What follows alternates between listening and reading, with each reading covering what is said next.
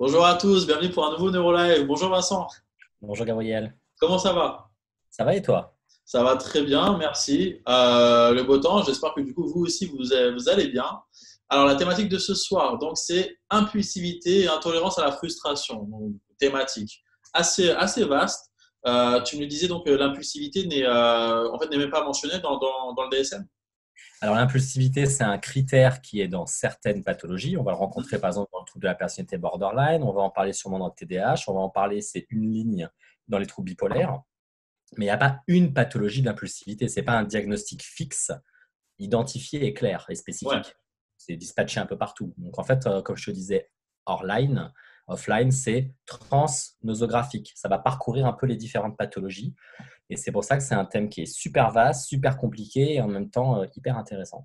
C'est ça exactement. En même temps, du coup, hyper intéressant parce qu'en fait, finalement, qui n'a pas été confronté en fait à une situation où il devait gérer une frustration et qui n'a pas été tenté en fait d'avoir éventuellement un comportement impulsif et du coup, donc, je pense que du coup, avec ces thématiques-là, ça concerne finalement tout le monde. On va voir un petit peu donc ce qu'il en est à travers le point de vue d'un psychologue.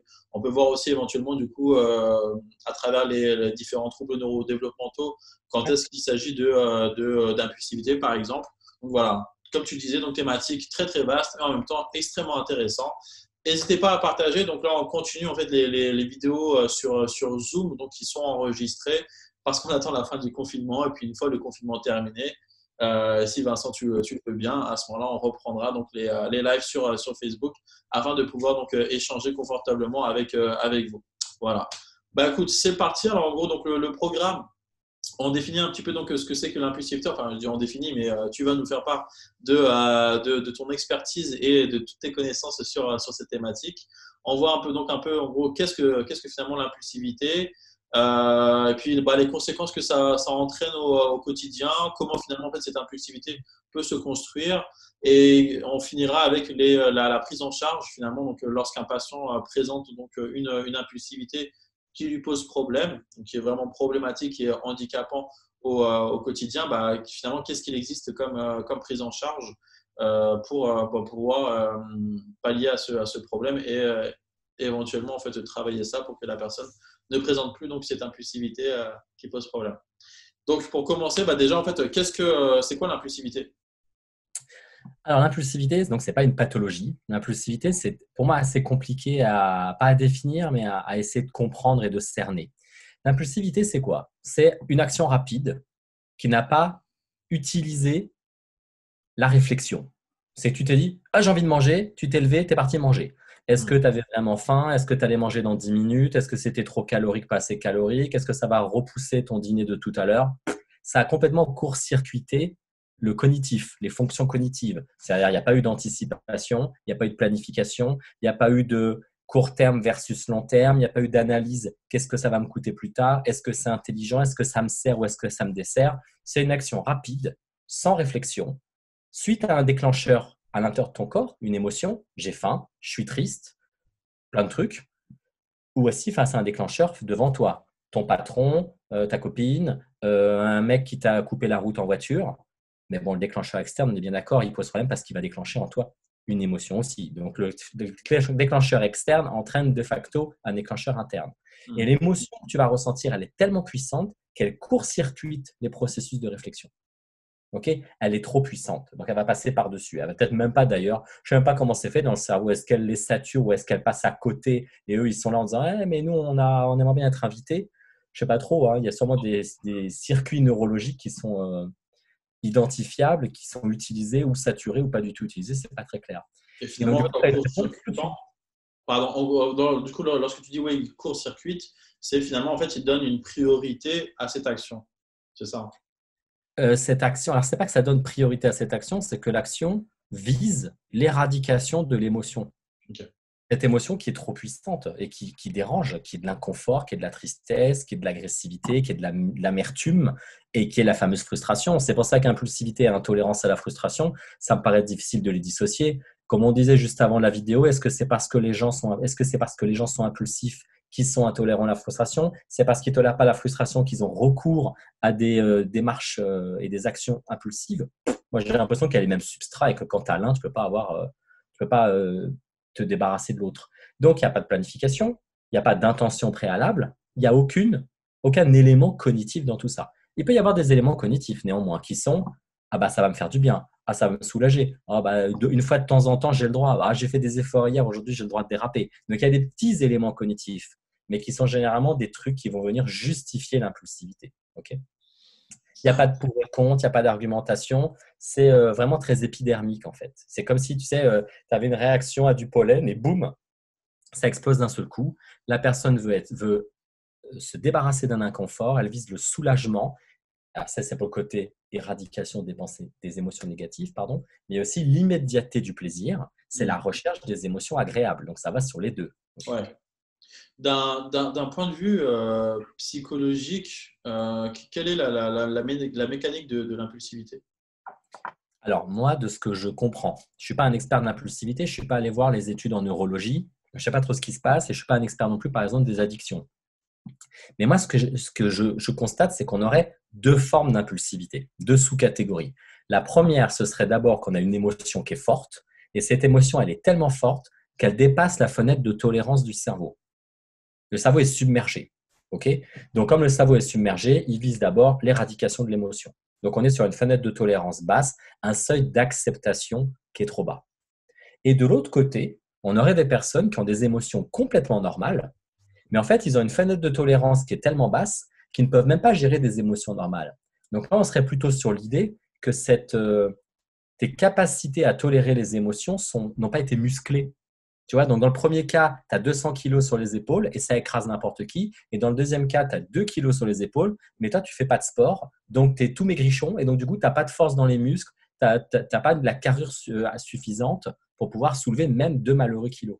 C'est ça. Alors, du coup, donc, ça veut dire quoi? Ça veut dire que finalement, en fait, il y a aussi impulsivité lorsque j'ai supporté une émotion trop forte pendant 2 jours, mais que du coup, le fait d'avoir supporté cette émotion trop forte pendant 2 jours, ça m'a amené à agir, à faire quelque chose de façon impulsive. C'est-à-dire que l'impulsivité, c'est pas forcément l'immédiateté de l'action, c'est l'immédiateté de recevoir, d'avoir une réponse à mon action pour éventuellement, donc là je reprends par exemple le premier exemple, donc pour par exemple effacer une émotion. Tout à Ça fait. fait depuis 2 jours que j'en peux plus d'attendre parce que j'ai envoyé un message et que j'attends une réponse. C'est une émotion trop forte parce que du coup je suis super anxieux et tout à cause de ça. Et bah, le fait de, par exemple, prendre mon téléphone et d'appeler alors qu'il est 3 heures du mat, ça c'est un comportement impulsif. Exactement. Ok, d'accord. Ça c'est J'ai envie super de te intéressant dire, après, parce que la plupart du temps, en fait, je sais pas, moi je me dis qu'on a l'impression que l'impulsif ne réfléchit pas. bah, l'impulsif, c'est pas qu'il ne réfléchit pas, c'est qu'en fait, l'émotion est tellement forte pour moi qu'elle sature les zones intellectuelles. Mais c'est-à-dire qu'on peut, en fait, on peut quand même passer, par exemple, 2 jours ou 3 jours à avoir une émotion super forte, réfléchir quand même, mais on en vient à bout, en fait. On se dit, bah voilà, là, j'en peux plus, j'en ai marre, en fait, du coup, de ressentir ça, Je donc je sais vais pas, trouver une solution. je sais pas si quelqu'un d'impulsif va attendre 2 jours. Moi, je trouve que exploser au bout de 2 jours, ça veut dire déjà 2 jours de tolérance. Moi, j'ai plutôt l'impression que c'est un effet d'usure et d'accumulation. La Mm. personne impulsive, à mon avis, elle n'attend pas 2 jours. Ça fait déjà 2 jours qu'elle a eu recours à un comportement impulsif. La personne impulsive, on ne répond pas à son texto au bout d'une demi-heure, boum, elle envoie un texto incendiaire. 2 jours d'attente, c'est déjà vachement bien. Je trouve ça même extraordinaire de tolérer 2 jours d'attente. Après, oui, au bout de 2 jours, il peut y avoir, tu as pu rentrer dans tes Ouais. ruminations, monter le truc en mayonnaise et boum, balancer une réponse impulsive. Mais pour moi, ce n'est pas la même impulsivité que celle qui est faite là du tac au tac. Tu vois. On peut le définir, ça d'ailleurs, ou pas? Justement, ce délai d'attente, qui dit qu'il faut, si quelqu'un en fait attend une demi-heure, ça reste encore un comportement impulsif, et s'il attend une journée, du coup, c'est plus un comportement impulsif. Qui peut définir Ah, ça? tu sais, quand tu attends 2 jours, moi j'ai plutôt l'impression que, enfin, ce serait étonnant que tu ne penses qu'à ça pendant 2 jours. Moi, je pense t'envoyer un texto, tu n'as pas eu de réponse. Bon, 1 heure après, tu as vaqué à tes occupations. 4, 5 heures après, tu regardes ton téléphone, tu constates qu'on t'a pas répondu, tu oublies. Après, 18 heures après, ah, ça te revient. Donc, ça revient, ça disparaît, ça revient, ça disparaît. Donc là, c'est peut-être la 6e ou 10e fois où tu vas t'en rendre compte que ça va t'énerver. Et peut-être que là, tout de suite, au moment où ça t'énerve, tu es stressé, tu es en train de conduire ou Simplement, tu estimes d'un point de vue moral, d'un point de vue éducationnel que ça ne se fait pas. Et là, on n'est plus sur un problème d'impulsivité, on est sur un problème de standard et de Ouais. valeur, tu vois, sociétale. Donc, pour moi, on ne peut plus taxer ça d'impulsivité. Pour moi, l'impulsivité, c'est il y a une émotion là tout de suite et il n'y a aucune tentative de décalage ou de modération. Est-ce Donc, qu'alors il y a un lien qui va l'impulsivité à être deux jours, fait? Est-ce que alors du coup il y a un lien qui va être fait entre impulsivité et somatisation? Parce que finalement, donc, il y a un lien qui est fait entre impulsivité et émotion. Mais est-ce que, par exemple, les émotions dont on n'a pas forcément en fait, conscience peuvent être pris en compte ou alors, bon, qui rentrent en jeu? Je pense que oui, ils rentrent en jeu dans l'impulsivité. Mais est-ce que, en fait, du coup, il y aurait moyen en fait, de prendre conscience de ça? Enfin, que ça rentre en jeu. Parce que là, par exemple, bon, l'exemple du message, on peut se dire, allez, on oublie en surface, mais intérieurement, ça continue de nous travailler intérieurement, on peut quand même, par exemple, du coup, passer une mauvaise nuit parce que ça nous travaille, ça nous ronge le fait que la personne elle n'ait pas répondu à pour un moi, message. si ça te ronge toute la nuit, c'est que tu n'es pas un impulsif. L'impulsif, à nouveau, l'impulsif, au moins, il aura répondu au bout de 5 à 10 minutes. Si ça te ronge toute la Okay. nuit, tu as eu 1000 occasions d'envoyer un texto pour te débarrasser de l'émotion qui te ronge. D'accord. Passer une nuit horrible, pour moi, c'est le contraire d'un impulsif. C'est plutôt quelqu'un, justement, qui retient trop ses émotions, au point de passer une mauvaise nuit. Même si 2 jours après, donc il envoie un message qui était totalement inadapté, incendiaire, et que c'est plus de l'impulsivité. Pour moi, au bout de 2 jours, ça n'est plus l'impulsivité. Par contre, là, 2 jours après, quand c'est revenu, là, tu as pu avoir un comportement impulsif. Mais pour moi, c'est le 10e retour de l'émotion. Donc, c'est-à-dire que les 9 premières, tu n'as rien dit, et la 10e, tu as été impulsif. Mais là, on en revient au fait que là, il y a eu un processus d'accumulation. C'est que si, par exemple, on avait formulé différemment les 9 premières fois, peut-être qu'à la 10e fois, il n'y aurait pas eu un effet d'accumulation. Donc, ne confondons pas l'impulsivité qui est là tout de suite, j'ai une émotion, j'aime pas cette émotion, boum, je suis impulsif. Et l'autre côté, l'impulsivité, qui est la conséquence d'un processus d'accumulation pendant des semaines et des semaines ou des jours et des jours. Là, on est sur une impulsivité parce que ça déborde. On n'est plus sur une impulsivité alors que tu es tout en bas en termes de remplissage de la jauge, tu vois. Donc, alors, en tout cas, donc, tu disais, donc, il y a finalement il y a, donc, la mécanique de l'impulsivité. Donc, en gros, il y a deux, on peut appeler ça des formats, de Oui, formes, de formes ouais, mais à mon avis, qui doit se retrouver là. s'entremêlent. Donc, une où l'émotion est trop forte et donc ça dépasse, en fait, on dépasse la fenêtre de tolérance, et l'autre où l'émotion est normale, mais par contre, c'est la fenêtre de tolérance qui est, elle, qui est trop basse. Et donc, en Ouais. fait, on va exploser un peu trop rapidement, finalement. Qu'est-ce qu'on recherche finalement en fait lorsque du coup on va avoir un comportement impulsif? Donc tu le disais parce que tu as parlé aussi de soulagement. Donc finalement en fait c'est ça un soulagement, c'est ça en fait Le que donc, le soulagement, soulagement qu'on va obtenir. on cherche le soulagement d'une émotion désagréable qui est tellement oppressante, qui te prend tellement physiquement, qui te fait tellement mal, que boum, tu t'en débarrasses. Donc, c'est en gros, tu as un caillou dans la chaussure, tu retires la chaussure et ah, enfin, tu es tranquille. Mais il y a aussi le soulagement de la frustration de ne pas avoir une émotion positive. Exemple, quelqu'un me met en colère, je sens la colère qui monte, boum, je lui crie dessus. Je passe dans la rue, je sens une odeur de chocolat. Ah bah, frustration, je ne vais pas m'en priver. Je rentre dans le magasin pour m'acheter un éclair au chocolat. Donc, alors, bien évidemment, tu vas me dire, mais dans les deux cas, c'est de la frustration. Oui, donc dans les deux cas, ça vise l'éradication d'une émotion négative. Et on va voir, on va voir après, on va rentrer dans le détail, mais c'est que les impulsifs, dans la recherche permanente d'excitation, de plaisir, de nouveauté, de jouissance, c'est parce qu'ils ont, là, toi et moi, on est devant la télé, bah, la télé, ça nous suffit. On est en train de bouquiner, ça nous suffit. Parfois, on s'ennuie, mais on a une tolérance à l'ennui.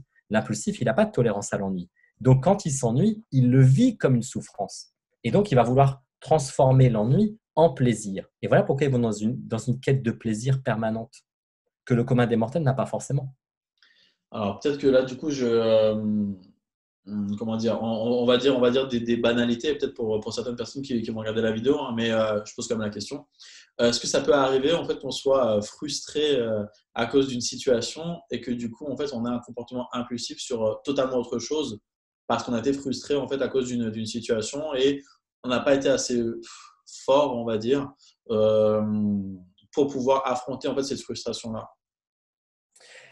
Alors, je ne sais pas si on a été. J'ai envie de te dire, si la situation A, tu n'as pas dérapé, et tu dérapes 45 minutes après dans une situation B, Tu as été au contraire suffisamment fort pour ne pas déraper dans la situation A. Exemple, tu étais en réunion avec des collègues, on a dit quelque chose qui ne te plaisait pas, plutôt que de péter une chaise ou balancer un truc à travers la tronche de ton collègue, tu t'es retenu et 45 minutes après, tu as explosé en hurlant sur tes enfants ou je sais pas, en donnant des coups de pied dans la poubelle du voisin. Là, tu as fait sortir ton agressivité parce que tu as très bien compris que si tu hurlais dans la salle, là, tu étais licencié dès le lendemain. Donc, c'est pas une faiblesse. Au contraire, ils ont réussi parce que l'impulsif, s'il dérape sur plein de choses, il y a quand même deux, trois fondamentaux sur lesquels il va quand même réussir Ah, à bien se sûr, tenir. non, mais c'est en gros, en fait, en tout cas, exprimer éventuellement un mécontentement, mais de façon adaptée. Tu sais, même c'est par exemple pour faire le lien avec l'affirmation de soi, ce qu'on avait dit lors d'autres vidéos. Ça veut dire, évidemment, en fait, c'est peut-être faire part en fait, de son ressenti, de ses émotions, mais de façon adaptée. Bah, je trouve que pour faire de l'affirmation de soi, c'est utiliser un outil. Et pour utiliser un outil, il faut quand même que les fonctions cognitives du cerveau ne soient pas submergées. Par les Si, émotions. bah ouais, si les émotions sont trop fortes, la personne dira oui, j'ai tout compris, mais en fait, c'est infaisable au quotidien. C'est que là, sur le moment, je ne me rappelle pas du tout que je dois faire de l'affirmation de soi. Donc, c'est pour ça, tu vois. Donc, ça veut dire qu'on a des émotions, ça c'est le zéro. On a des émotions négatives et ça sont tellement désagréables qu'on veut revenir au zéro. On a du neutre, de l'ennui. Et Mhm. l'ennui et le neutre sont tellement désagréables que boum, on veut de la jouissance. Et on a aussi des gens qui sont dans la jouissance, qui ne supportent pas de redescendre vers le neutre et qui vont tout faire pour maintenir la jouissance, voire l'augmenter. Donc l'impulsivité, elle vient quand même avec l'intolérance à la frustration, noyauter tout, tous les, Ouais. tout le thermostat émotionnel. Parce que souvent, on fait une fixette sur ça, mais il n'y a pas que ça chez l'impulsif, il y a aussi ça, il y a aussi ça. Et Je fais justement, ça alors, bien, tu as vu? c'est ce que j'allais dire, c'est que tout ça, j'imagine que ça entraîne des conséquences en fait au quotidien. Bah, alors déjà, il y a un premier problème, c'est que dès que ce comportement-là t'a soulagé, ton cerveau, il enregistre que ça fonctionne. Donc, Mhm. il va te le réclamer. Donc, ton cerveau petit 1, il va plutôt t'aiguiller sur les comportements impulsifs parce que comme ils ont fonctionné, il ne voit pas l'intérêt de développer d'autres stratégies. Et ça valide aussi l'impulsivité comme étant efficace. Pourquoi souffrir pendant 3 jours si on peut se libérer en 5 minutes? Donc, ça valide l'immédiateté de tout de suite maintenant et ça valide telle technique plutôt que d'autres stratégies aussi inefficace soit-elle. Après, quand on dit que l'impulsivité, elle submerge les fonctions cognitives, elle submerge les fonctions cognitives sur le moment. Parce que très souvent, 4 heures après ou 2 jours après, la personne impulsive te dira qu'elle sait très bien que ce qu'elle a fait est inacceptable, qu'elle n'aurait jamais dû faire ça. Donc, il n'y a pas de base un défaut cognitif chronique. C'est que ces gens savent très bien que ce qu'ils font est problématique. Alors parfois, ils vont emballer ça dans des justifications par problème d'ego. C'est qu'au lieu d'admettre qu'ils ont fait une erreur, ils savent qu'ils ont fait une erreur, mais pour leur estime personnelle, ils vont inventer des justifications a posteriori. Mais ça n'empêche pas qu'ils ont quand même un minimum d'insight. Non, bien sûr. Bah, alors, de toute façon, effectivement, alors ça, c'est merci du coup de le rappeler, hein, parce que donc, si on comprend bien, de toute façon, impulsivité et émotion vont de pair, normalement.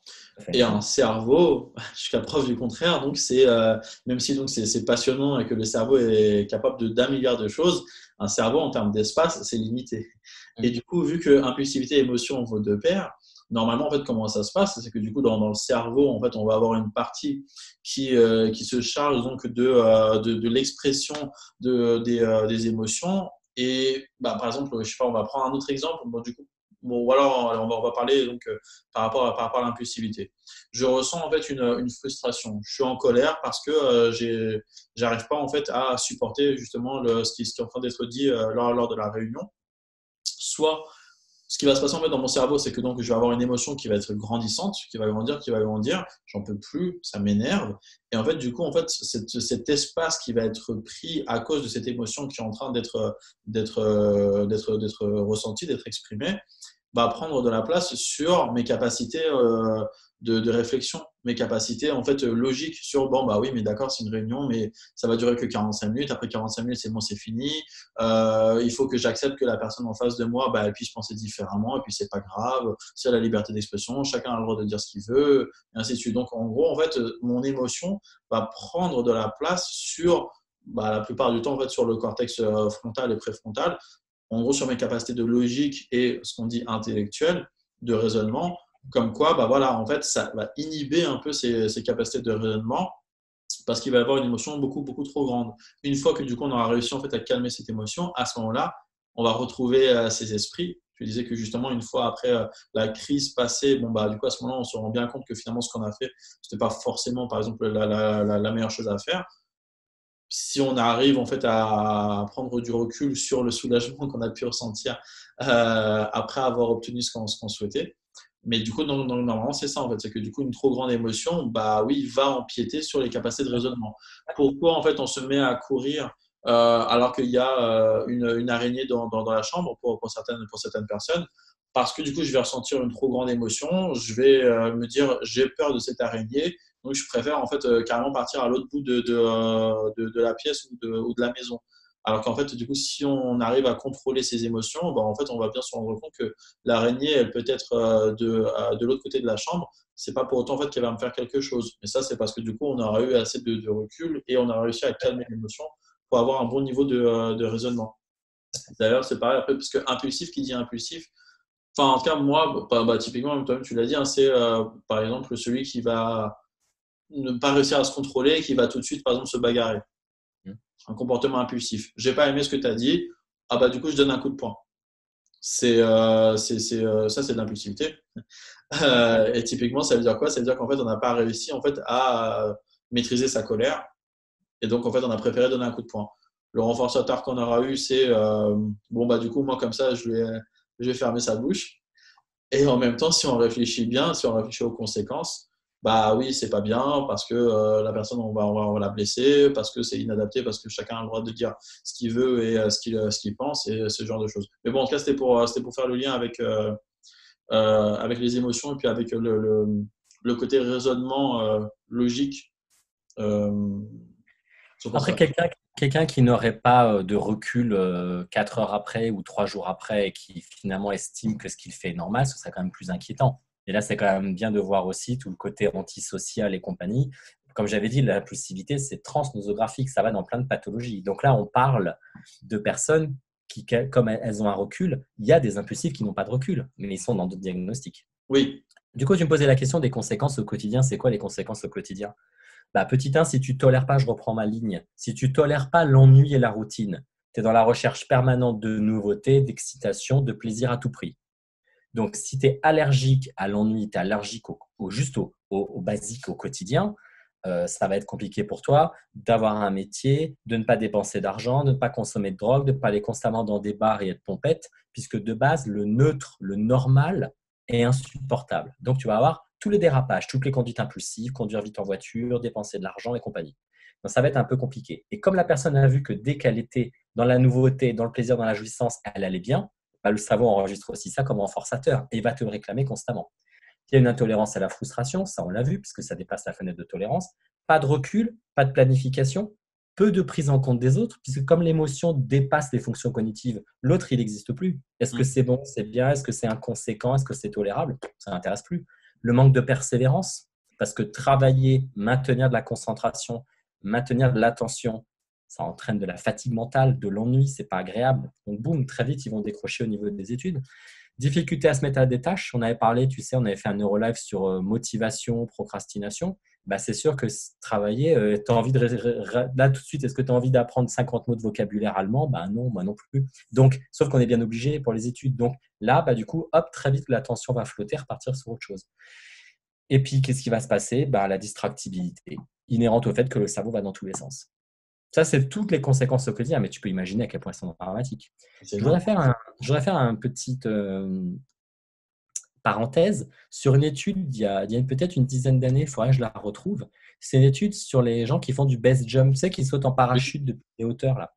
Et bon, il y a beaucoup d'accidents. Et il y avait quelqu'un qui avait fait une étude, il voulait savoir si les gens qui font du base jump avaient uniquement ce comportement-là qui était à risque, parce qu'on a bien évidemment des prises de risque chez les impulsifs, Intéressant. ou s'ils avaient un profil avec toutes les prises de risque. Et ce qui était intéressant, c'est que par rapport à des gens qui faisaient des sports, je sais pas, du foot ou j'en sais rien, du basketball ou n'importe quoi, ou peut-être le commun des mortels, j'en sais rien, je me rappelle plus ce qu'il y avait dans le groupe contrôle, ils avaient vu que les gens qui faisaient du base jump conduisaient plus vite en voiture, avaient plus d'accidents, avaient plus de prises de drogue, plus de prises d'alcool, plus de sexe sans protection, plus d'impulsivité, de bagarre. En fait, ils avaient tout le panel de Donc, l'impulsivité. ils Ce recherchent qui veut quoi? Ils dire recherchent vraiment en fait cette sensation. bah, ça veut surtout dire que quand tu as un cerveau impulsif, il est sous toutes ses formes. C'est-à-dire Ouais. qu'en fait, il n'y aurait pas forcément des impulsivités spécifiques. Quelqu'un qui est impulsif de manière spécifique sur certains thèmes plutôt que d'autres, c'est plus un problème d'impulsivité. C'est que le thème est tellement grave pour lui qui déclenche l'impulsivité, c'est le thème qui pose problème. Il n'a pas un comportement impulsif. Hmm. Parce que soit les émotions sont puissantes, soit ta fenêtre de tolérance est basse, mais ce n'est pas fonction de tel truc ou tel truc. Ce n'est pas la cuisine ou la salle à manger, c'est tout. Et je pense que les impulsifs ont un fonctionnement globalement impulsif. Quand tu es spécifiquement impulsif, pour moi, ce n'est plus un problème d'impulsivité. C'est qu'il y a quelque chose qui est sur cette thématique où il y a une susceptibilité. C'est la thématique en tant que telle. Peut-être parce que cette thématique est reliée à une expérience de ta vie qui, elle, est très chargée émotionnellement. Mais ça ne veut pas dire que ça fait de toi un impulsif surtout. Bah justement, en fait, alors ça, on pourra en parler peut-être des solutions possibles pour travailler ça, peut-être dans la dernière partie en fait de Alors, prise ouais, en tout à charge.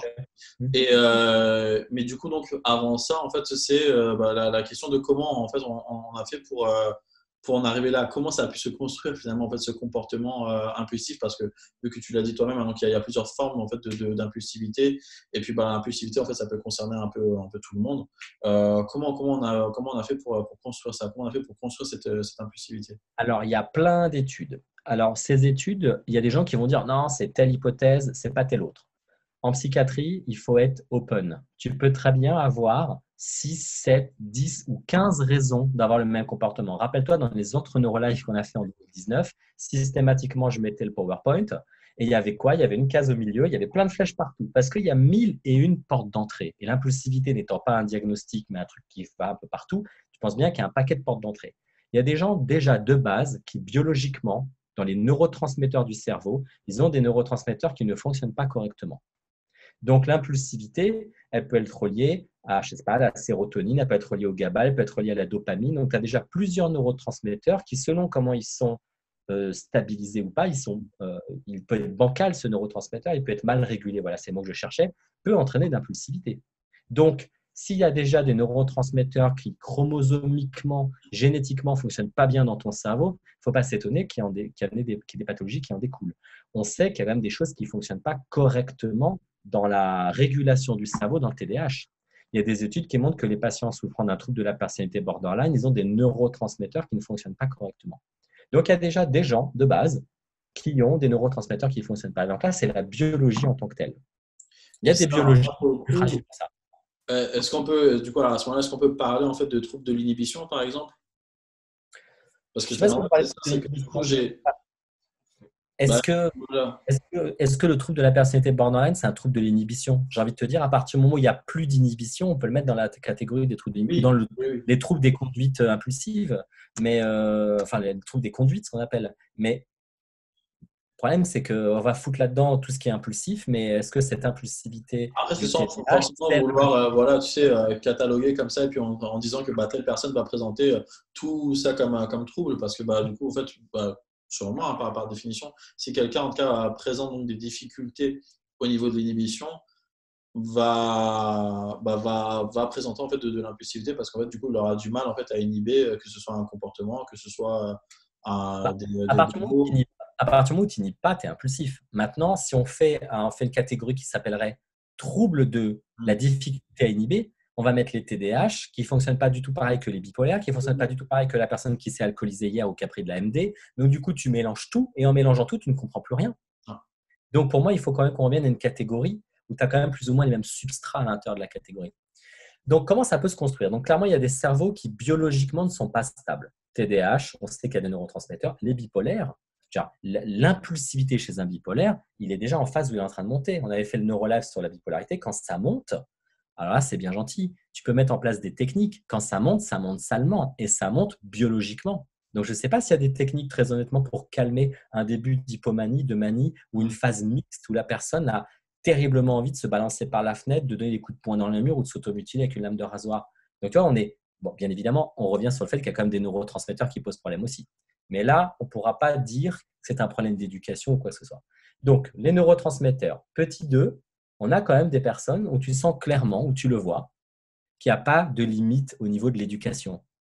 Alors, il y a des gens qui vont te dire, ouais, les parents ne font pas leur boulot. Sauf que moi, j'ai listé 1, 2, 3, 4, 5, 6, il y en a sûrement d'autres, 6 raisons pouvant expliquer l'impulsivité. Ce serait dommage de dire qu'il n'y a que les parents qui ne font pas le boulot. Les parents, c'est une raison parmi 6.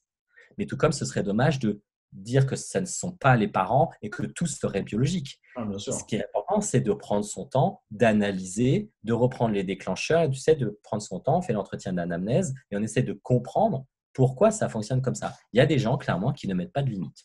Quand tu regardes Super Nanny, alors Super Nanny, c'est super intéressant. Moi, j'adorais cette émission.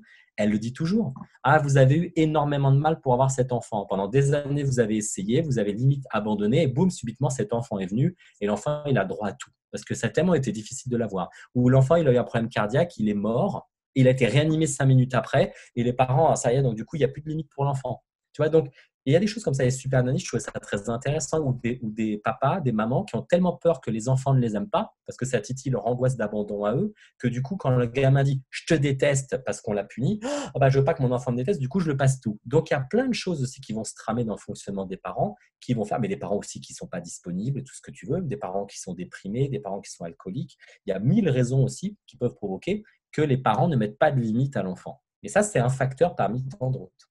Et Je, justement, je, c'est plus facile, par exemple, de faire le lien avec ces difficultés, par exemple, à gérer la frustration. Bah parce que si un enfant, il n'est pas obligé de ranger sa chambre, si un enfant, il a le droit d'arriver à n'importe quelle heure à table, quand il n'est pas content, bah boum, il mange pas sa viande. Et que bah, s'il n'a pas envie de travailler, du coup, les parents, ils font les exercices derrière. Quand tu n'es pas capable de tolérer les fondamentaux, des trucs basiques, ranger sa chambre, c'est pas la mer à boire. Tu peux pas tolérer derrière quelqu'un qui répond pas à un texto ou qui t'humilie en public. Donc, si tu peux pas tolérer les choses qui sont dans une fourchette basse, ton Mhm. cerveau n'aura aucune tolérance à la fourchette haute. Maintenant, j'aimerais quand même rentrer dans un truc, c'est qu'il y a des enfants qui, parce qu'ils ont des neurotransmetteurs qui ne marchent pas correctement, développent des comportements tellement impulsifs et tyranniques que les parents, au bout d'un moment, ils abandonnent sur les limites. Donc, tu vas recevoir l'enfant, tu vas dire, bah oui, mais en même temps, c'est évident que les parents ne mettent pas de limites. Bah oui, mais est-ce que ce sont des parents défaillants ou est-ce qu'il y a une pathologie qui rend l'enfant tellement compliqué que les parents, au bout d'un moment, ils se sont dit, on abandonne. Alors parfois, il faut un juste milieu. Il faut certaines limites pour que la maladie n'aille pas loin, mais il y a des limites qui vont être complètement à côté de la plaque par rapport à ce que le cerveau peut tolérer. Tu parlais tout à l'heure de j'ai attendu pendant 2 jours et au bout de 2 jours, j'ai craqué. Là, on est plus sur un problème de impulsivité, là tout de suite maintenant. On est plutôt sur un problème de trop-plein émotionnel. C'est quoi le trop-plein émotionnel? C'est que tu as, bah, c'est comme quand tu remplis une tasse au robinet, bah, au bout d'un moment, ça monte, puis ça déborde. Donc en fait, la première piqûre, tu l'as encaissée, tu t'es pas mis en colère. Puis la deuxième, puis la troisième, puis la 50e, et à la 51e, là, ton cerveau, il n'en peut plus. L'airbag, il pète, et là, cet effet d'usure, de débordement, parce que là, ce n'est pas ta fenêtre de tolérance qui est trop basse, et ce n'est pas l'émotion qui est trop forte. Là, quasiment, c'est un troisième modèle par rapport à ce que j'allais expliquer tout à l'heure. C'est par couches successives, Mhm. tout ce qui dépasse les rebords, ça coule. Donc, on a quoi? Un niveau de tolérance qui est normal, des émotions qui sont normales, mais un cumul. Et dans ce cumul, tu peux avoir quoi? Quelqu'un qui a expérimenté un deuil, voilà, il vient d'enterrer quelqu'un et le lendemain, on l'emmerde sur ses chaussures ou la couleur de sa veste et là, ça passe pas. Ou quelqu'un qui a des douleurs physiques, qui a des pathologies où tu as des douleurs physiques, les migraines, les névralgies, les dents, et d'un seul coup, on te coupe la priorité et tu as déjà tellement d'usure à cause d'une pathologie que tu ne peux plus encaisser le choc. Ça dépasse, tu vois. Il y a des gens aussi qui se victimes de harcèlement, des personnes qui ont des enfants qui ont trop de contrôle parental, où c'est tellement rigide, tout est tellement sous contrôle. Le scolaire, tu es bien habillé, tu fais ce qu'on te dit, qu'à la fin, le gamin il explose. Et le contrôle parental, on sait que c'est notamment l'une des multiples raisons qui peuvent expliquer la boulimie, l'anorexie et, par exemple, les automutilations. On peut, est-ce qu'on peut, par exemple, du coup, prendre sur soi, parce que là, tu parles des enfants et tout, qui vont prendre sur eux parce qu'ils grandissent dans un environnement super strict, que ce soit à l'école ou à la maison. Est-ce qu'on peut, parce que ça veut dire quoi? Ça veut dire qu'en fait, en gros, donc, alors, ils prennent sur eux. Intérieurement, ils bouillonnent. Tout à Ça va fait. déborder, et lorsque du coup, ça va déborder, là, ça va être Réaction difficile en fait impulsive. à gérer. Comment? Réaction impulsive, du coup. Ouais, réaction impulsive. Ça, c'est pas d'eux des impulsifs. Bah, Ils ont justement, une c'est ça. manifestation impulsive, mais ils Voilà. n'ont pas, désolé, un cerveau impulsif. Là, ce n'est pas une impulsivité primaire. On n'a pas une émotion trop forte ou une fenêtre de tolérance trop basse. On est dans un mécanisme où, à force d'accumulation, tu as une réponse impulsive. Alors, on dira, oui, c'est impulsif. Justement. Mais le surcontrôle émotionnel, ça n'est pas l'absence de contrôle émotionnel. Pour moi, depuis tout à l'heure, on décrit plutôt des gens qui ont une absence de contrôle émotionnel. Là, on est dans des gens qui sont dans du surcontrôle émotionnel. Donc, ça veut dire quoi? Ça veut dire que j'ai 14 ans, toute ma vie, j'ai pris sur moi. Et puis, arrivé à un moment donné, j'en peux plus. C'est bon, c'était du coup la remarque de trop. Et je sais pas, j'ai fait une connerie. D'accord? Je fais une grosse connerie. Comportement impulsif. Et Ouais. est-ce que du coup, il y a un risque que je vire mal, justement? Que du coup, en fait, toute ma vie, j'ai un comportement, que je devienne en fait vraiment quelqu'un d'impulsif? Alors là, pour moi, on est déjà dans le chapitre de la prise en charge. Ok. Oh là C'est là, que, suspense. tu sais, si tu vires mal et que derrière, ton environnement strict en rajoute une couche, tu te dis, mais quoi que je fasse, c'est foutu. Ça n'évoluera jamais. Donc, au bout d'un moment, tu vas virer mal, entre guillemets, mais tu vas développer une conduite d'opposition qui est une tentative désespérée de marquer une limite claire entre tes parents et toi. Mes parents, ils sont comme ça, bah moi, je serais l'exact opposé. Ils pensent noir, je ferais blanc. Et en fait, et plus les parents maintiennent que c'est noir et c'est pas blanc, et plus tu maintiendras blanc à la place de noir. Donc, ça veut dire que l'environnement, lui, il n'a pas changé. L'environnement, il continue à fonctionner comme il a toujours fonctionné. Et bon, ça fait comme ça au bout d'un moment, hein. Ça continue à se déplacer. Par contre, si ça fait comme ça, boum, et d'un seul coup, les parents arrêtent, le gamin, il fait un peu ça, puis après, il rend compte que ça n'a plus d'intérêt, et boum, tu vois. Donc là, tu as quand même un système avec différents éléments du puzzle. Et la personne impulsive, elle est quand même parfois en réaction à tous les autres éléments du puzzle. Ce serait dommage de les oublier, d'où les thérapies familiales. Et tu as aussi des personnes qui C'est n'ont ça. pas d'affirmation de soi. Mais alors, du coup, enfin, moi, de ce que je comprends, en tout cas, c'est plus rassurant. Ça, c'est quand même plutôt positif. C'est-à-dire qu'il faut justement surtout ne pas mettre dans des cases certains enfants, certains ados qui vont avoir en fait un comportement parfois qui va être vraiment maladroit, vraiment inadapté, un comportement où vraiment ils ont dépassé les bords. Bah, en fait, si on reprend en fait l'enfant dans sa globalité, la personne dans sa globalité, en travaillant ce qui a déconné, il y a quand même moyen que du coup l'enfant en fait retrouve entre guillemets la raison. Alors après, bon, il va falloir qu'il s'adapte à son environnement, qu'il continue en cas de s'adapter à son environnement, mais c'est pas pour autant en fait que ça va devenir un délinquant ou je sais quoi. Bah, dans la mesure où l'impulsivité n'est pas une pathologie ni un diagnostic spécifique, mais un symptôme qui peut être consécutif de 1000 portes d'entrée, c'est indicateur de, pour l'instant rien. Tant qu'on n'a pas creusé, tant qu'on n'a pas essayé de comprendre les déclencheurs et ce qui se passait, ça, pour moi, c'est très difficile de dire qu'il est forcément ceci ou forcément cela. Si vous savez le nombre d'adolescents bipolaires qui se retrouvent chez les flics et compagnie, et en fait, c'est la porte d'entrée pour une prise en charge, on va se rendre compte qu'en fait, c'est un dérapage bipolaire, mais comme les TDAH ou des choses comme ça. Mais ce qui est quand même intéressant, c'est que le délinquant, je sais pas, qui a une personnalité antisociale, il est quand même à des années-lumière du bipolaire mal soigné, tu vois. Et après, dans le trop-plein émotionnel, on a aussi le manque d'affirmation de soi. Les gens qui ont des problèmes pour s'affirmer, qui sont dans des familles où ils n'ont pas forcément le droit de donner leurs opinions, les gens qui ont des pathologies type anxiété sociale, les personnes qui sont un peu timides et tout ce que tu veux, bah forcément, ils accumulent, puis d'un seul coup, ça pète. Donc, on va dire, ah, il est impulsif. Bah, le mec, il n'a jamais été impulsif de sa vie, c'est son premier dérapage en 1000 ans.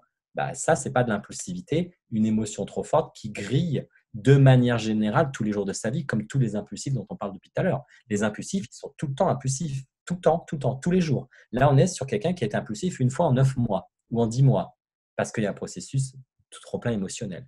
Et tu as des gens aussi qui ont des standards de justice, ou certaines valeurs existentielles qui sont tellement carrées. Je pense par exemple dans koh, tu sais, il y a koh en ce moment. Ouais. Ben, il y en a, tu sens, ils ont des valeurs. Alors, j'ai fait ça pour mon père qui est mort, ou j'ai fait ça pour me prouver à moi-même, ou j'ai fait ça pour montrer à mes enfants que je ne suis pas vieux. Enfin, et forcément, ben, quand ils sont éliminés ou qu'aux ambassadeurs, ça se passe mal, là, ils explosent totalement parce que et ce ne sont pas des impulsifs, parce que quand tu regardes koh, il y a quand même 10 raisons par jour de taper à coups de machette sur la tête du voisin. Ben là, ils ont rien dit, ou parfois ils se mettent en colère, mais sans plus. Mais là, c'est le truc qu'il fallait pas toucher. Et là, on n'est pas dans un problème d'impulsivité, c'est-à-dire où tu es tous les jours de ta vie un impulsif. On est sur quelqu'un qui fonctionne normalement et qui a deux, trois éléments de sa vie sur lesquels on rigole pas. Parce que là, il y a un deuil, parce que là, il y a une injustice quand ils étaient enfants, parce que là, il y a un problème d'estime de soi. Et c'est un autre truc, traumatique, estime de soi, deuil, qui va, parce qu'il est titillé, déclencher une très forte émotion. Et cette émotion va sortir sur un mode impulsif. Mais ça ne fait pas de cette personne quelqu'un qui a un fonctionnement impulsif global. Hmm. Donc, par exemple, je te donne un petit exemple. On m'avait envoyé un monsieur d'une cinquantaine d'années, colérique impulsif. C'est marrant, hein, il se mettait en colère sur rien, ce monsieur. Soit sur la guerre d'Algérie, sauf que la guerre d'Algérie, on n'en parle pas tous les jours non plus. Bah, il se fritait avec des gens parce que lui, il était pied noir. Et il me disait, j'ai des amis qui aiment bien me titiller sur ça. Alors, c'est sûr que si c'est les amis que tu vois toutes les semaines, eh ben, tu vas t'engueuler toutes les semaines avec tes amis. Mais quand il ne voit pas ses amis au travail, il ne se dispute avec personne. Alors, on me l'envoie parce qu'il est colérique et impulsif et tyrannique, uniquement sur cette thématique. Parce que c'est là où il est né, parce que voilà, il y a tout ce que tu veux. Et forcément, c'est un sujet qui est extrêmement sensible chez lui. Alors, est-ce qu'on peut dire que c'est de l'impulsivité? Non, tu T'as pas... l'as dit toi-même d'ailleurs. Très très Tu joli vois, t-shirt. il est bien, hein, il est bien. Ouais, il est super bien. Alors, est-ce que dedans, Tetsuo est impulsif ou pas? Hein? Non, mais justement, comme tu le disais, c'est que normalement, en fait, quelqu'un d'impulsif, bah, c'est quelqu'un en fait qui va présenter en fait ce comportement-là, cette De tendance manière globale, de manière globale. systématique. Voilà. Globale, systématique, qui C'est n'a rien à intéressant. voir avec Ça, les c'est sports. intéressant. C'est vraiment important, je pense, que du coup, de souligner ça parce que justement, en fait, on va moins coller comme ça des étiquettes en fait sur des personnes qui vont, comme tu le dis, bah, pour X ou Y raison que justement tu es en train d'évoquer, à un moment donné, en fait, du coup, avoir un comportement impulsif. C'est pas pour autant que ça en fait des personnes qui ont un fonctionnement impulsif. Super intéressant. Ouais.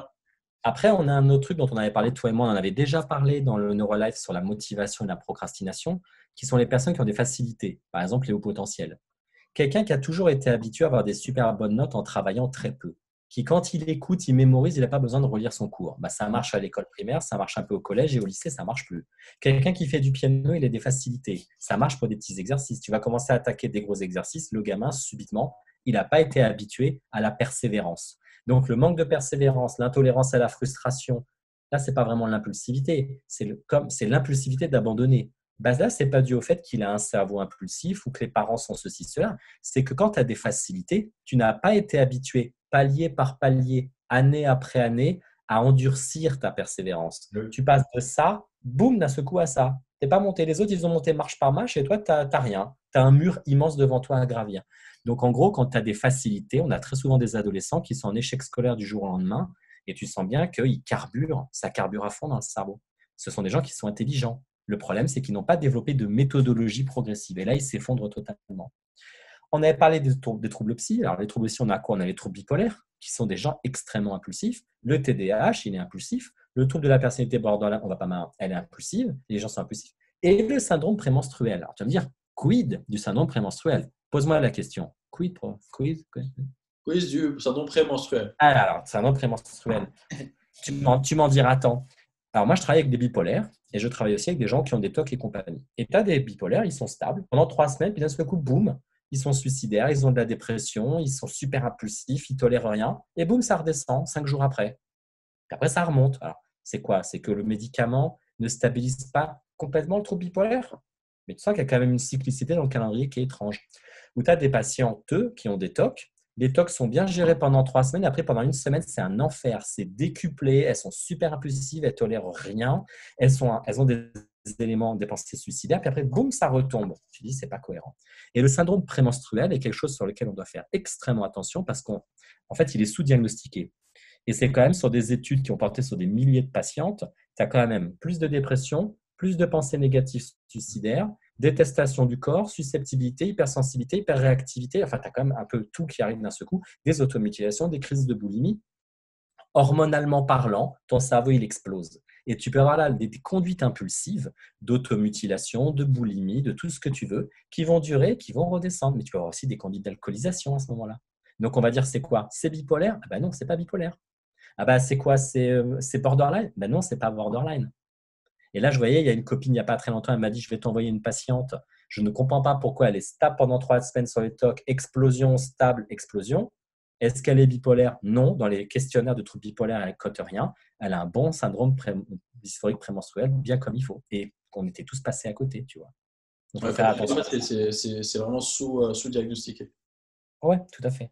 Après, il y a sûrement plein d'autres pathologies que j'ai oubliées, mais dans les troubles psy, il faut faire super attention. Avant d'accuser les parents ou avant d'accuser machin, regardons déjà, il n'y a pas les troubles psy. Et comme je l'avais dit, ça peut se renforcer. Tu peux avoir des neurotransmetteurs qui ne fonctionnent pas, qui déclenchent une maladie. L'enfant est tellement compliqué à gérer que les parents abandonnent. Donc après, les parents sont défaillants. Et puis, il y a un autre truc aussi qui est très important, c'est qu'un enfant qui a été malade, par exemple, de ses 8 ans jusqu'à ses 20 ans, tu le suis, à 20 ans, il n'a quasiment plus de symptômes. De ses 8 ans jusqu'à ses 20 ans, lui et ses parents ont passé l'essentiel de leur journée à gérer la maladie ou à subir la maladie. Subitement, à l'âge de 20 ans, il a 12 ans de retard sur la maturité, sur la gestion émotionnelle, sur l'impulsivité, sur la concentration, sur tout. Il a 12 ans de retard. Il n'a jamais rangé sa chambre, il ne sait pas gérer un compte en banque, il ne sait pas faire les courses, parfois il ne sait pas prendre le métro, il ne sait pas gérer ses émotions de manière générale. Il y a 12 ans de sa vie qui ont été bouffés par une pathologie. Donc, quand une personne va mieux, généralement, tu vas avoir plein d'autres soucis qui vont arriver. La persévérance pour les études, l'autonomie et compagnie, qui vont arriver d'un seul coup, mais qui sont inhérentes au fait qu'il n'y a pas eu de palier progressif d'autonomisation et de régulation émotionnelle pendant des années. Et donc, tout ça, ça se renforce. Tu vas avoir une pathologie qui est due aux neurotransmetteurs, qui va se renforcer avec les parents qui font ceci, cela et compagnie. Dans ce que je disais aussi sur les parents, il y a aussi quelque chose qui est très intéressant, c'est qu'il y a des parents qui sont des mauvais modèles. C'est-à-dire qu'en fait, quand tu as, par exemple, tu habites dans une famille où ton père est violent, dans ton cerveau enregistre que la violence, c'est un mode de communication. Donc, tu reproduis par mimétisme. Mais tu peux aussi dire, moi, j'ai vu mon père être violent avec ma mère, pour moi, la colère est inacceptable. Et donc, du coup, tu prends sur toi. Donc, tu as enregistré que la colère n'est pas quelque chose de bien. La colère sans limite, oui, c'est pas bien, mais la colère est une émotion normale. Donc, tu peux avoir plein de choses comme ça. Tu peux avoir aussi des gens qui ont assisté à une famille où la mère était complètement soumise et tout ce que tu veux, et ils ont enregistré que c'est un comportement normal. Mais tout comme tu as des parents qui se crèvent à la tâche, qui sont perfectionnistes, qui font des burn-out, et l'enfant enregistre par mimétisme que c'est normal de fonctionner comme ça. Donc, les parents peuvent être aussi des modèles qui vont entraîner de l'impulsivité chez les enfants. De toute façon, on sait très bien souvent que certains enfants qui sont impulsifs ont des modèles c'est traumatique, ils ont des modèles de violence, ils ont assisté à des scènes de violence et leur cerveau a enregistré que c'est comme ça que ça fonctionnait. Et le petit dernier, sur le comment ça a pu se construire, c'est les psychostimulants. Alors, tu vas dire, ah, mais c'est-à-dire, en fait, j'enfonce une porte ouverte. La caféine, ça excite le cerveau, l'alcool, ça excite le cerveau et les drogues, ça excite le cerveau. Donc, quand tu vas chez certains patients, ils peuvent cumuler. Ils vont, par exemple, avoir un trouble bipolaire. Le trouble bipolaire étant instable, ils rajoutent de l'alcool. Donc, ils vont, je ne sais pas, descendre une bouteille par jour, plus une dizaine de cafés, plus un peu de Coca-Cola et compagnie. Et tu regardes à la fin de la semaine le nombre d'unités de psychostimulants, c'est phénoménal. Mais parce que le trouble bipolaire étant instable, quand ils montent, ils ont une appétence pour les psychostimulants. Quand ils descendent, les psychostimulants vont les remonter. Donc, du coup, il y a 1000 raisons de prendre des psychostimulants.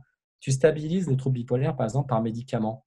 Ils ont moins besoin de prendre des psychostimulants. Mais il peut y avoir des mauvaises habitudes qui ont été mises en place avec tes amis dans les bars ou boire des cafés parce que tu as la Nespresso à côté. Et là, qu'est-ce qui se passe? Tu continues à mettre des psychostimulants sur une maladie qui est, avec les médicaments, plus stable. Sauf que les médicaments, ils vont contrebalancer, les psychostimulants vont foutre par terre les médicaments.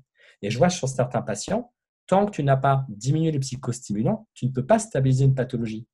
Donc, en fait, c'est tonneau des Danaïdes, cette histoire. Donc, ça va très souvent ensemble. Mais tu as aussi des gens qui n'ont pas de pathologie ou qui ont des pathologies un peu petites. Et sous psychostimulants, ça explose. Enfin, je ne vais pas te faire un dessin. La consommation de drogue et d'alcool, on sait très bien que ça augmente toutes les conduites à risque. Alors, on pourrait dire, est-ce que ça augmente les conduites à risque chez tout le monde ou est-ce que ça augmente les conduites à risque chez des gens qui ont des cerveaux propices à ça? Dans tous les cas, les psychostimulants amplifient tout. Donc, ce n'est pas une bonne idée. Et donc, tous ces modèles théoriques, ça concourt à quoi? À des émotions plus fortes et à un cerveau cognitivement qui est plus faible. Donc, tout ça, ça va se mélanger, ça va se renforcer et tu arrives chez des gens, par exemple, qui ont un trouble bipolaire, des éléments borderline traumatiques, des parents qui ne font pas leur boulot. Et il y a tout ça qui se mélange et après, c'est compliqué.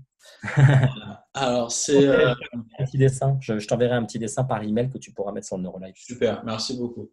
Il nous reste. En fait, c'est comme d'habitude, hein, c'est toujours super intéressant avec toi. Il nous reste à peu près, on va dire, entre 10 et 15 minutes. D'accord? Pour parler de la prise en charge. C'est juste que je préfère en fait, qu'on reste un peu sur le format pour être sûr que du coup la vidéo elle puisse être postée.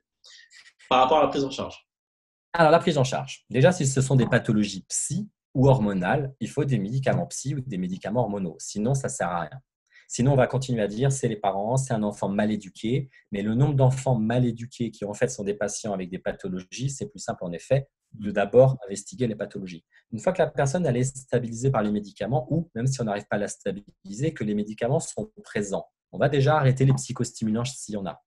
On va leur apprendre ce que c'est que l'acceptation émotionnelle. On avait fait un NeuroLife sur la pleine conscience. La pleine conscience est une super technique pour apprendre déjà à diminuer l'intensité des émotions et muscler ta fenêtre de tolérance émotionnelle. Okay, donc, tu diminues les émotions et tu augmentes les capacités de contrôle, les capacités de régulation, parce que je n'aime pas le mot contrôle.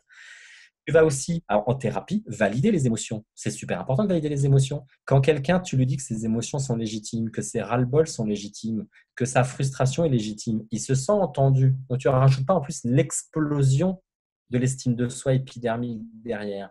Et on sait, par exemple, avec des patients qui ont souffrent de pathologie borderline, tu peux mettre en place toutes les techniques que tu veux. Si tu es constamment dans l'argumentation, le conflit avec eux, ça ne marche pas. Ce dont ils ont besoin déjà, c'est qu'on leur dise que leurs coups de gueule sont légitimes. Enfin, une colère, ça ne peut pas sortir de nulle part. Le cerveau, il produit de la colère. C'est comme quand tu as soif, ça ne peut pas sortir de nulle part. Donc, la validation émotionnelle, elle est très importante chez les adultes, mais aussi chez les enfants et les adolescents. Si tu veux calmer une colère, tu as plutôt tendance à c'est plus pertinent de la réceptionner sans cynisme, sans agressivité, sans jugement de valeur. Moi, j'ai énormément d'adolescents qui ont des conduites, je ne sais pas, type d'automutilation. Tu reçois les parents, ils ont décrété que bah voilà, quand ce n'est pas leur façon de penser, la terre entière n'a pas le droit de penser. Et moi, souvent, je dis à ces parents, je dis, mais vous savez, là, vous avez froid ou chaud? Moi, je trouve qu'il fait bon, ok? Mais si moi, j'ai froid, vous allez me dire qu'il n'est pas normal que j'ai froid? J'ai froid, j'ai froid. Après, cette phrase selon laquelle il n'est pas normal que j'ai froid, ça me fait une belle jambe. Vous êtes en train de sous-entendre que je me leurre dans ma perception que j'ai froid. Maintenant, on fait ça sur les études, sur les opinions, sur tous les repas. À chaque fois que les parents rentrent dans la chambre, qu'on discute de j'ai envie de cette paire de chaussures, j'ai envie d'aller voir Batman au cinéma, et le gamin, il peut être invalidé sur toutes ses opinions et ses émotions. Donc, ce processus d'invalidation où les parents plaquent leur conception du monde sur l'enfant et lui retirent son identité, son individualité, ça provoque au bout d'un moment que ton identité, elle n'en peut plus. Et soit tu es complètement fondu dans l'autre, ou alors, au bout d'un moment, tu as un réflexe de repousser l'autre pour récupérer ton intégrité identitaire. Et là, tu as plein de processus d'impulsivité. C'est quasiment je vomis l'autre parce qu'il est en train de se rapprocher, il rentre en moi. Et là, l'impulsivité est complètement compréhensible. Tu as ça beaucoup chez les patients borderline, tu as ça beaucoup chez les patients qui ont des problèmes de régulation émotionnelle comme la boulimie ou certaines toxicomanies ou bien évidemment les automutilations. Le décalage, un gros classique, moi j'adore le décalage. Faites ce que vous voulez, mais attendez 10 minutes. Tu sais, l'impulsivité, c'est une émotion ultra violente, mais qui redescend relativement rapidement. Donc, sur les achats compulsifs, est-ce qu'il peut attendre une demi-heure avant de passer en caisse? Et après, on va monter. Pas un décalage à 3 jours. C'est déjà même décalé sur des choses qui soient envisageables. Des gros décalages, les personnes n'arriveront même pas à les faire, ils ne vont pas essayer. Mais un décalage de 5 minutes permet 30 minutes, qui permet 1 heure, qui permet 3 jours. Donc, le décalage, on a le droit de déraper. Et comme on a le droit de déraper, on sent qu'on maîtrise encore la situation. Mais on va travailler sur la redescente émotionnelle. Ça, c'est vachement bien. La fragmentation des tâches, dont on avait déjà parlé dans le NeuroLife sur la motivation, c'est que là, est-ce que là, tout de suite, j'ai envie de faire tout le ménage de l'appartement? Non. Par contre, la vaisselle, oui. Mais si je fais par fragmentation, peut-être qu'à la fin de la journée, j'aurai tout fait par petits morceaux. Donc finalement, mon cerveau ne se sera pas braqué. On va faire un très gros travail sur certains traumatismes. Les gens sont très souvent impulsifs à cause d'un trauma. Il y a des expériences émotionnelles de ta vie qui t'ont tellement marqué au fer rouge que tu as un niveau de tolérance qui est extrêmement bas. Ça dépasse la fenêtre de tolérance émotionnelle.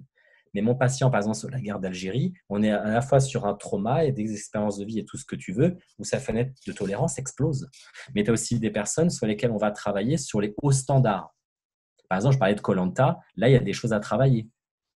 Est-ce qu'il faut forcément sacrifier les amitiés à cause des standards? Est-ce que vouloir plaire à tout prix? Est-ce que le dépassement de soi? Tous ces hauts standards vont rentrer dans la compulsivité, le travail non-stop, et aussi dans l'impulsivité, où tu deviens épidermique à certaines remarques.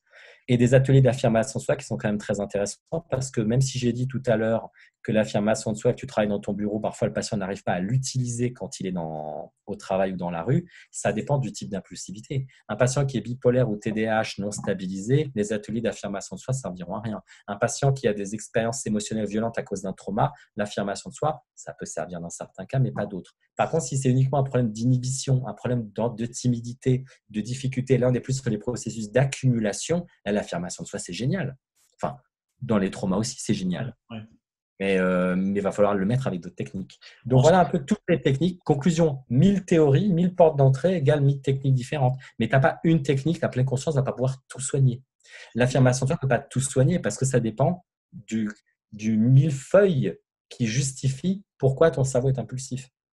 Bon, on sent quand même bien en fait la base émotionnelle qu'il va y avoir en fait derrière ces soucis d'impulsivité et le lien en fait qui va être fait avec la sphère psychologique de la personne, et comme quoi, en fait, finalement, comme l'impulsivité, on peut la retrouver finalement, en fait, parce que justement, il peut y avoir 1000 portes d'entrée pour éventuellement présenter donc une impulsivité.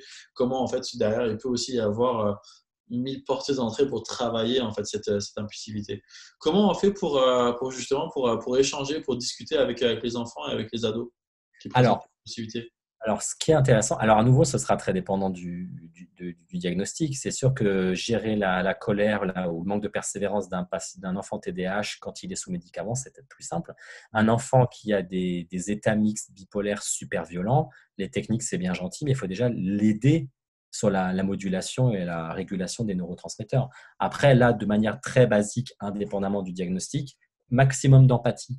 Il y a des émotions qui arrivent, il faut déjà les réceptionner. La personne tombe par terre, elle s'ouvre le genou, lui dire c'est pas grave, ça marche pas. Si la personne elle a mal, déjà lui dire tu as dû te faire mal. Comme ça, le cerveau dit ah ben je déconne pas en fait, j'ai mal, je ressens que j'ai mal, c'est cohérent que j'ai mal.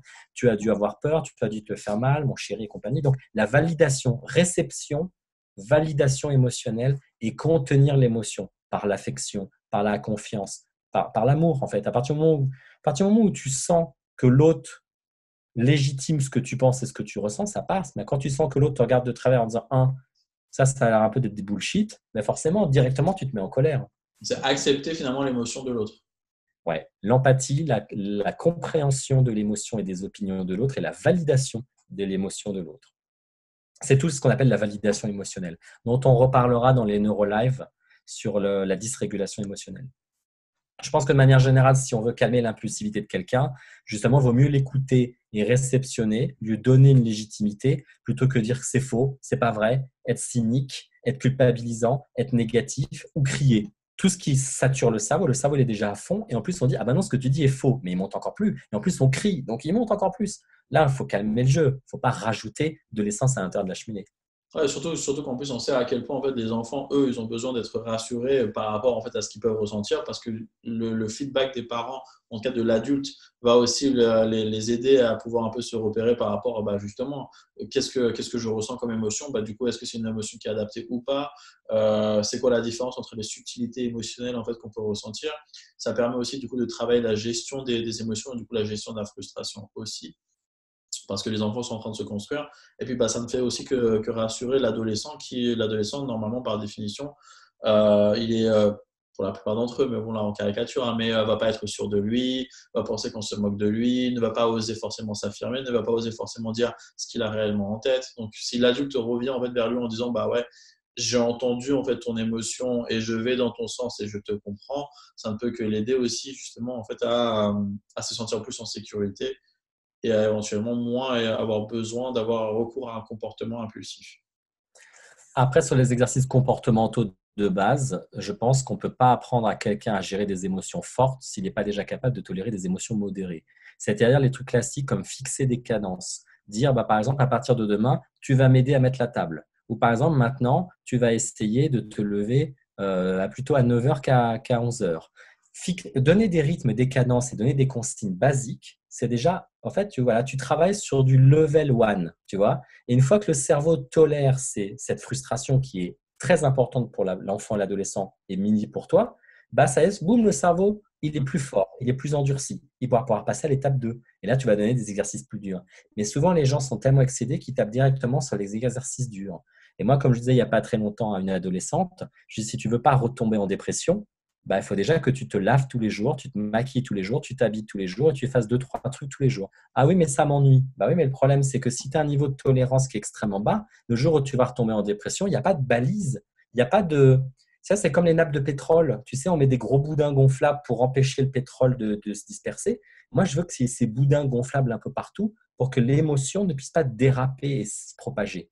Et peut-être, profitons d'aller bien pour systématiser certaines contraintes qui vont faire que ton cerveau sera plus musclé.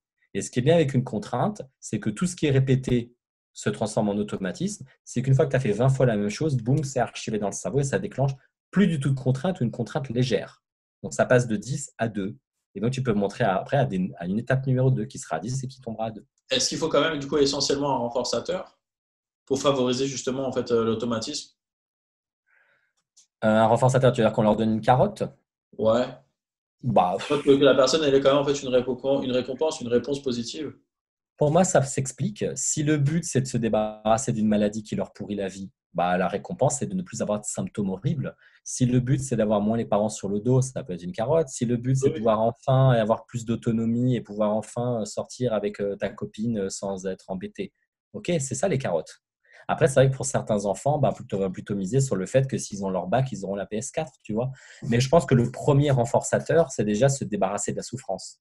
Et pour ça, on va discuter avec la personne de qu'est-ce que son fonctionnement entraîne au quotidien. On ne Ouais. lui fait pas confiance, on lui crie dessus. Ses amis ne veulent plus le voir parce qu'il n'est pas fiable, ceci, cela. Et donc tout ça, est-ce que ça mérite qu'on fasse ce petit effort de se lever à telle heure, de décaler de 30 minutes la consommation d'alcool, de tout ça?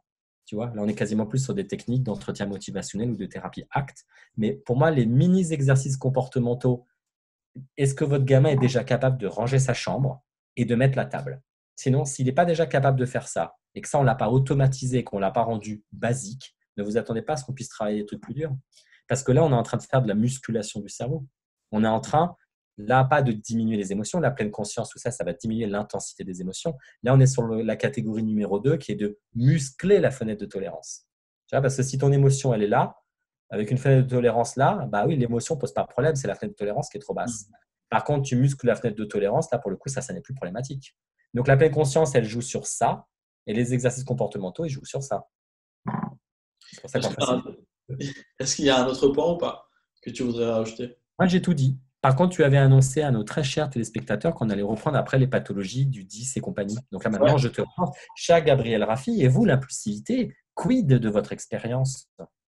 Bah, on en avait parlé également donc, avant de commencer l'enregistrement, donc en fait du lien qu'il pouvait y avoir entre les troubles neurodéveloppementaux et puis par exemple l'impulsivité. Et en fait finalement on s'était dit que alors la plupart du temps en fait lorsqu'on va observer une impulsivité chez des enfants ou des ados qui présenteraient un trouble neurodéveloppemental, la plupart du temps c'est quoi? En fait c'est pas forcément le trouble neurodéveloppemental qui amène à comment dire qui provoque l'impulsivité ne dépend pas en fait d'un trouble neurodéveloppemental, c'est parce que la personne en a marre d'être confrontée à des situations de difficulté ou des situations d'échec, que du coup en fait elle va présenter en fait une impulsivité. Typiquement, c'est l'enfant qui va vouloir se débarrasser de ses devoirs, par exemple, parce qu'il va présenter un trouble 10. C'est Ça, pas c'est le le trouble. trauma émotionnel. Ouais, bah du coup c'est parce que en fait soit c'est parce que typiquement je veux prouver aux autres et je veux me prouver que je suis capable en fait de pouvoir réussir. Donc je vais être impulsif dans ma réponse, que ce soit à l'oral ou à l'écrit d'ailleurs, parce que j'ai envie de montrer que je ne suis pas bête, parce qu'à chaque fois en fait le retour que j'ai c'est toujours non mais ça c'est faux, ah non, il fallait faire un petit peu plus attention, fais attention à ce que tu lis, ce genre de choses. Donc j'ai envie de répondre vite pour me prouver et pour prouver aux autres que je ne suis pas bête, que je suis capable. Et d'ailleurs, malheureusement, la plupart du temps, en fait, ça amène à faire des erreurs. Ou alors, c'est parce que je veux me débarrasser rapidement en fait, d'une situation qui est pas agréable. Parce que je sais en fait que par exemple faire les devoirs ça va être compliqué parce que j'ai du mal là-dedans, donc je vais vouloir me débarrasser de ça, donc je vais être en fait super impulsif dans ce que je vais faire, tout simplement en fait pour me débarrasser d'une situation qui va être peu agréable. Donc là, on est d'accord qu'il y a déjà trois ou quatre problèmes. Il y a le problème neurologique de base, qui est le 10, J'ai qui a 10. entraîné des échecs, des remontrances et compagnie. Donc le gamin, il est gavé, il n'en peut plus. Donc son impulsivité, finalement, elle est consécutive de son ras-le-bol. Donc il ne lit pas correctement les énoncés. Donc le résultat tombe. Et tout ça, ça se renforce réciproquement. Et émotionnellement, tu imagines en fait à quel point du coup c'est difficile en fait de devoir gérer tout ça pour un enfant ou pour un ado qui est effectivement donc confronté en fait à cette situation. Donc forcément en fait derrière, oui, il y a de fortes chances que qu'ils n'agissent pas en tout cas comme ils le devraient ou qu'ils n'arrivent pas à faire preuve de bonne logique, en tout cas d'un raisonnement élaboré pour pouvoir trouver en fait une solution par lui-même, pour pouvoir réellement réussir à pouvoir faire les choses correctement. Parce qu'en fait émotionnellement c'est beaucoup trop compliqué.